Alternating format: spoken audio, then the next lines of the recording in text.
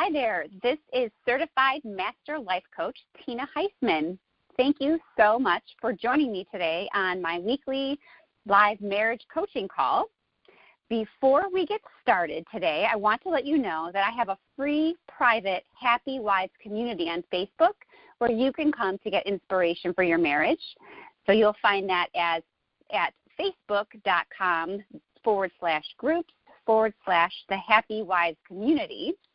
And if you have trouble remembering that or you didn't have a pen nearby, just head on over to my website, tinaheisman.com.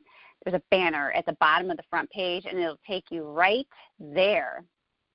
Okay, so let's dive in. I'm super excited to talk to you today. The topic for our call is why it might be better to go to bed angry. So I think this is a surprising topic for a lot of people. You know, popular culture tells us, don't go to bed mad. Don't let the sun go down on your anger. And we think that's what the Bible tells us too. But does it really? Let's take a look at this. We're going to look at Ephesians 4:26. It says, be angry and yet do not sin. Do not let the sun go down on your anger.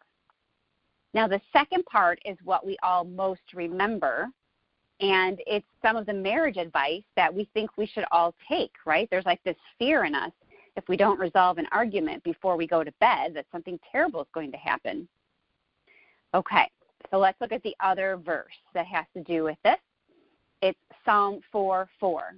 It says, don't sin by letting anger gain control over you. Think about it overnight and remain silent. What? Think about it overnight and remain silent? Have you ever heard that before? Are you grabbing your Bible right now to fact check it? Interesting. So the first half of both of these verses is the same. They're saying, don't sin in your anger. Don't let your anger get the best of you, right? But the second half of Psalm 4:4 is different. It literally says, think about it overnight and remain silent. Whoa. This gives new meaning to our age-old marriage advice. I think what this is saying is that we should try to work out our disagreement. Of course, it's important. But if we're to a point in our conversation where we are sinning in our anger, meaning if we're hurting the other person with our anger, it might be best to sleep on it. So I want to make sure this is clear. This is not an invitation to sweep the issue under the rug and just go to bed and not bring it up again the next day. It's just a pause. It's time for grace for both people.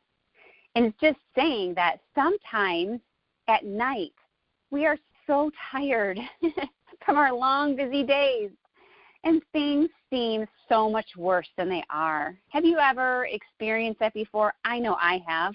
Like you'll have an argument with your husband at night, and you wake up in the next morning, and you're like, oh, my gosh, I was so dumb. I'm not even mad about that anymore, right? So what if we took this information and we decide sometimes if we're having an argument late at night to sleep on it? Like maybe we'll wake up with fresh eyes and see the issue from a new perspective, or at least be able to represent ourselves without hurting our spouse, right? This is really a marriage-saving principle.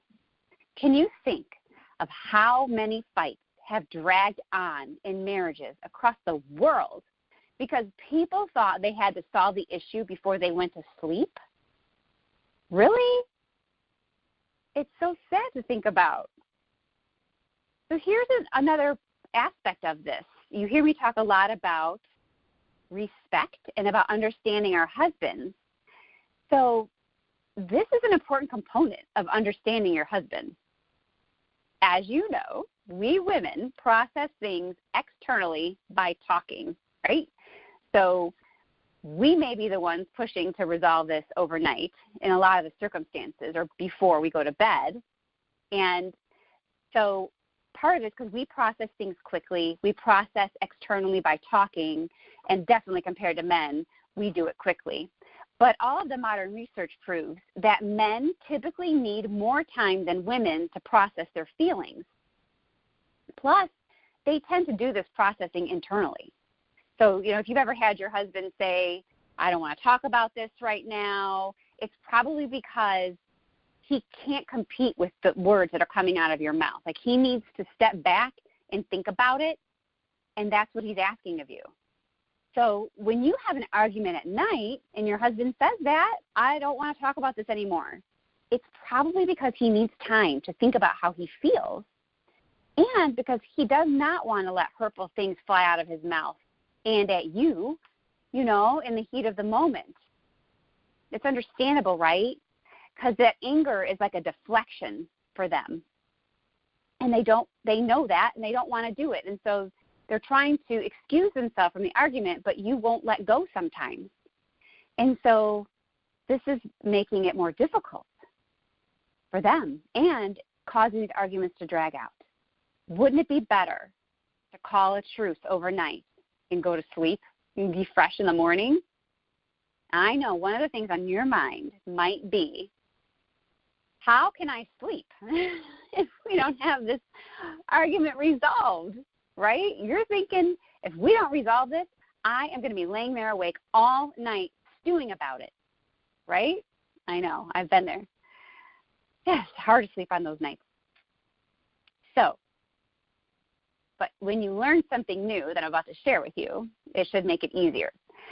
The reason that you're going to lay there all night and stew about it is likely ultimately because you're worried if your marriage is going to make it. That's just part of the female wiring in our brains, right? So knowing that your husband needs a break to process, you need reassurance from your worry, okay? So you can honor your husband with a break from this discussion. Your husband can honor you with reassurance that everything is going to be okay. So really the key is to come up with an agreement between you and your husband for when these times occur. If you find yourself faced with an issue that can't be resolved before you go to bed without hurting each other, then you agree to table the topic, right? So you're going to table it for the night, and you're going to reassure each other that you are committed to the relationship. So this would be like a conversation to have with your husband before an argument and say, hey, learned something new, and I want to share what I learned with you and see what you think about it, because I know what you most need during these experiences is a break and maybe some sleep, and what I need is just reassurance that we're going to be okay. So that could be a conversation that you would have in advance. And it reminds me of this story about how a couple did this. There's two different ones. There's one story about a Chinese couple who, this wasn't late at night, this was like during broad daylight. They were having a fight in the middle of the street in China, and they just started stripping naked because they realized that the fight was getting too intense, and they needed something to diffuse it and disarm it. And so doing something so completely crazy is how they decided to do that. Now, you don't have to do that out in the street, but there is a story of another couple where the husband, when he was done with the argument, when they got to that point where he was done and he needed to go to bed and not talk about this anymore, he would literally strip down to bare naked to symbolize this to his wife. Can you imagine? But, like, how cool is that? Like, so you're having this argument, and all of a sudden your husband just strips down naked. Like, he's like, I'm done, right? So this couple actually says that sometimes, like, that just diffuses the whole thing, and they laugh, and, you know, and they might even be able to come to an agreement then, like, okay, I'm being ridiculous. I'm so sorry. Other times it's just that cue. It's time to go to bed. So once the symbol has been given that this topic needs to be picked up in the morning, then both of you can get a good night's sleep without too much worry, and then you'll be a fresher mind in the morning, right? You can evaluate the situation with fresh eyes. And now this is really important, you guys. Like I said earlier, This is not an invitation to sweep things under the rug. It's not just a way to get out of the disagreement without solving it for either of you. It is vitally important to your marriage that you do resolve this, come to some sort of agreement, or it could be detrimental to the overall state of your marriage. Sweeping things under the rug is not good. I've been there. It's not good. It eventually erupts. And it's not pretty when it does. So I wanted to tell you that everything I've shared with you today is from Shanti Feldhahn's book, The Surprising Secrets of Highly Happy Couples. She's a fantastic author. She's a Christian author. I love reading her because she is a social researcher, and she does research and then shares it, and it's backed up. Like the information that she's sharing is backed up with research, and I just really love that, and it gives me even more confidence in sharing these things with you. And I really hope that this call has given you some new insight and new hope. And if you've been struggling with trying to resolve nighttime arguments before you go to bed, you can breathe a sigh of relief and try a new tactic next time. And this doesn't have to be only arguments that happen at night, like even during the day in broad daylight, right? Sometimes we might be having an argument that is going nowhere. And if we can see that, then it's healthy. It's biblical for us to call a truce until we can calm down and address it without sinning in our anger. Much better to go back to it when you're not angry anymore. That's a huge tip, and that's the relief I want to give you. Like, you think you're trying to follow the Bible by resolving it before you go to bed, but if we look a little bit deeper, we'll find that we're not supposed to sin in our anger, and we're supposed to maybe think about it overnight and remain silent if that's what we need to do. Okay, you guys, so I hope that this was really freeing. I'm going to open up the line, and we will talk about any questions that you might have. But before we go, thank you so much for joining me.